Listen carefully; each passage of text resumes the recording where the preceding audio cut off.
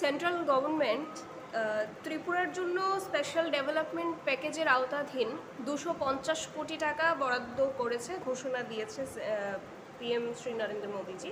এবং এই যে টাকাটা বরাদ্দ করা হয়েছে এর সুবিধাভোগী ত্রিপুরার যারা তিপ্রাসারা রয়েছেন, বিশেষ করে এখানে এনএলএফটি এবং এটিটিএফ এর যারা প্রাক্তন জঙ্গি তাদের কথা উল্লেখ করা হয়েছে, যারা একসময় বাঙালি বিদ্বেষী বা বাঙালিদেরকে হত্যাও করেছেন। তো এই ঘটনাটাকে নিয়ে আপনাদের কি প্রতিক্রিয়া জানতে চাই? নমস্কার দর্শক শ্রোতা বন্ধুরা, এই যে বিষয়টা আজকে আমরা দেখছি বাম আমল থেকে 80 জনের গণহত্যার পর উগ্রপন্থী সমস্যা সমাধানের নামে এই যে বারবার আত্মসমর্পণের নাটক মঞ্চস্থ হয়েছে, হাজার হাজার উগ্রপন্থীকে সারেন্ডার করানো হয়েছে এবং কোটি কোটি টাকা এই তাদেরকে পাইয়ে দেওয়া হয়েছে। শুধু টাকাই নয়, রাজনৈতিক পদ পাইয়ে দেওয়া হয়েছে, প্রশাসনিক পদ পাইয়ে দেওয়া হয়েছে এবং সমস্ত ক্ষেত্রে তাদের যা যা সুবিধার দরকার সব কিছু পাইয়ে দেওয়া হয়েছে। উগ্রপন্থী সমস্যার কি সমাধান হয়েছে? বামেরা বলেছিল আর উগ্রপন্থী নেই। তারপর আমরা দেখলাম জুট আমল, একই অবস্থা দেখলাম। বিজয় রাঙ্কলের সঙ্গে চুক্তি করে অনেক টাকা, শয়ে শয়ে কোটি টাকা দেওয়া হয়েছে।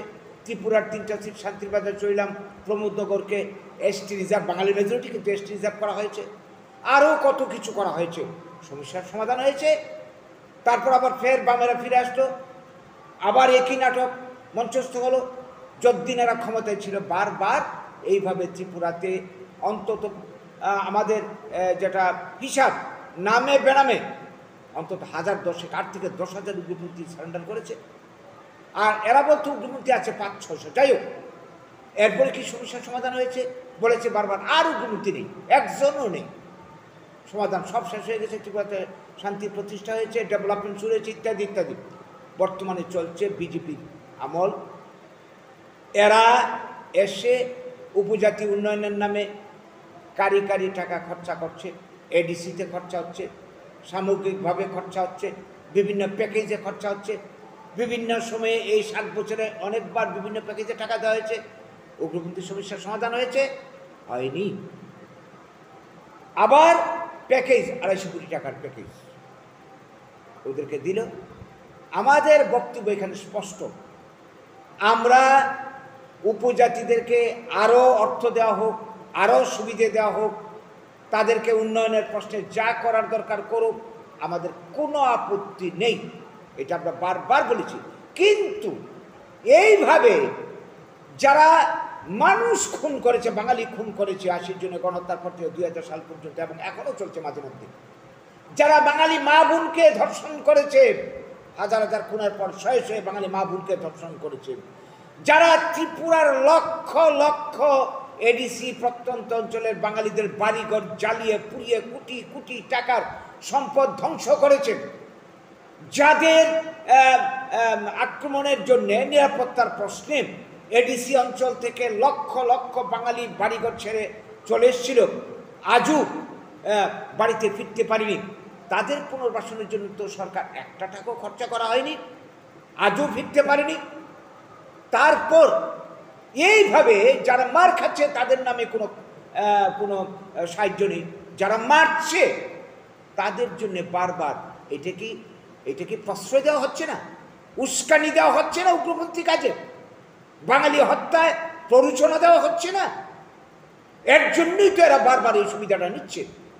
এখনও কি এরা বলতে পারবে বর্তমান গভর্নমেন্ট যে এইটাই শেষ, আর কোনোদিন হবে না, বাঙালির পর আর অত্যাচার হবে না, বা এই ধরনের খুন খারাপি হবে না? নিশ্চিত করে কি বলতে পারবে? আমরা জানি বলতে পারবে না। এই নাটক আগামী দিন আরও চলবে, কারণ এই গভর্নমেন্টের এই দুর্বলতার সুযোগ নিয়ে এই ভোটের কথা চিন্তা করে বামেরা উপজাতি তুষনীতি চালিয়ে গেছে, মাঝের জোট কংগ্রেস চালিয়ে গেছে, বর্তমানের তারাও চালিয়ে গেছে। ত্রিপুরাতে 30% ভোট ট্রাইবেল ভোট, 70% ভোট বাঙালি ভোট।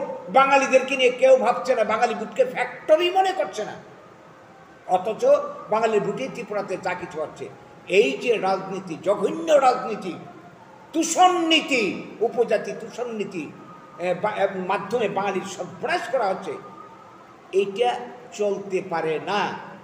এবং আমরা যেটা বলতে চাই, আজকের দিনে দাঁড়িয়ে আপনারা লক্ষ্য করুন, এই যে 2 দিন আগে বিশ্রামগঞ্জের ঘটনা, এই যে ঘটনা কিন্তু মানে প্রতিদিন চলছে না, কোথাও না কোথাও ঘটনা চলছে। আমার পরবর্তী বক্তা আরও বলবেন। এই ঘটনার জন্যে যে দোষী তাকে চিহ্নিত করে আইন অনুযায়ী যা শাস্তি দেওয়ার দিলে কারোর কোনো আপত্তি ছিল না, আপত্তি থাকার কথা নয়। কিন্তু এই ঘটনাকে কেন্দ্র করে সংগঠিতভাবে এই যে আক্রমণ, যারা নিরীহ মানুষের দোকানপাট ধ্বংস করা হলো, নিরীহ মানুষকে মারধর করা হলো, এই ব্যাপারে সরকারের ভূমিকা কি, বক্তব্য কি? এইগুলি আর চলতে পারে না। ত্রিপুরাতে অনেক হয়েছে, অনেক সহ্য বাঙালিরা করেছে, এইভাবে চলতে পারে না। কাজেই এইটাই শেষ হোক, সাবধান করে দিতে চাই, গভর্নমেন্টকে অ্যালার্ট করতে চাই। এবং এদের যারা মদতদাতা, আজকে দেখুন কংগ্রেস সিপিএমের ভূমিকা কি, এত বড় ঘটনা, এত ঘটনা ঘটছে, কি ভূমিকা, একই ভূমিকা, উপজাতি তোষণ, ভোটের রাজনীতি। অথচ এই ঘটনা আজকে 80 সালের পর থেকে চলে আসছে। আমরা এই ধরনের ঘটনার আমরা তীব্র নিন্দা, ধিক্কার জানাই। এবং এই ধরনের উপজাতি তোষণ এর মাধ্যমে যারা রাজনীতি করছে ত্রিপুরাতে, জাতি উপজাতির মধ্যে বিভেদ তৈরি করে ত্রিপুরার মানুষের সর্বনাশ করছে, আমরা তাদের সম্পর্কে এই রাজ্যের মানুষকে সচেতন, সজাগ হওয়ার জন্য আবেদন জানাই। এই সমস্যার, ত্রিপুরার উপজাতি জাতির মধ্যে যারা দুর্বল, এই সমস্যার সমাধানের জন্য প্রয়োজন অর্থনৈতিক পরিকল্পনা।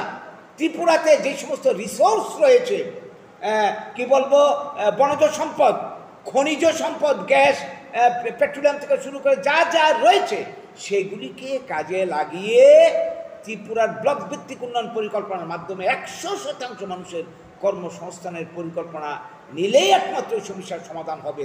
নচেত এইভাবে প্যাকেজের মাধ্যমে বা বাঙালি বিরুদ্ধে উপজাতিকে লেলিয়ে দিয়ে বাংলাদেশে অনুপ্রবেশকারী এই সমস্ত মিথ্যা স্লোগান দিয়ে ত্রিপুরার ইতিহাসকে বিকৃত করে যারা ভাবছে বাঙালিকে শেষ করে দেবে, ত্রিপুরার থেকে বাঙালিকে উৎখাত করে দেবে আর বাঙালি চিরকাল এটা মেনে নেবে, হয় না। একটা সীমা আছে, ধৈর্যের একটা লাস্ট সীমা আছে। এইটা পর্যন্ত অপেক্ষা করছে বাঙালি। যেই বাঙালি দেশকে স্বাধীন করেছে, যেই বাঙালি 30 লক্ষ মরে বাংলাদেশ বানিয়েছে, তাদেরকে যদি কেউ মনে করে বন্দুক দেখিয়ে এইভাবে বারে বারে মেরে বাঙালিদেরকে দমিয়ে দেবে, বাঙালি জাতকে শেষ করে দেবে, ভুল করছে। এটার প্রতিক্রিয়া যখন হবে, এটা যে কি হতে পারে আগামী দিনের ইতিহাস, আগামী দিনের মানুষ প্রত্যক্ষ করবে, যেটা হওয়া বাঞ্ছিত নয়। আজকে বাঙালি যদি জেগে যায় মার খেতে খেতে, এই ত্রিপুরাতে 70% বাঙালি যদি একবার রুখে দাঁড়ায়, এইটা কি প্রতিহত করতে পারবে? কেউ পারবে? গভর্নমেন্ট পারবে না? যে আজকে যারা বাঙালি বিরুদ্ধে যারা এইভাবে অস্ত্র ধরে এইভাবে করছে, পারবে? পারবে না। সেই দিন আসুক, এটা বাঞ্ছিত না, কিন্তু এরাই বাধ্য করছে আগামী দিনে এই দিকে ঠেলে দিচ্ছে মানুষকে। অস্তিত্বের জন্য কি করবে মানুষ? কোথায় যাবে মানুষ? এটা তো বাঙালির পিতৃভূমি, মাতৃভূমি। আমরা এই দেশের নাগরিক, স্বাধীনতার হুতা বাঙালি।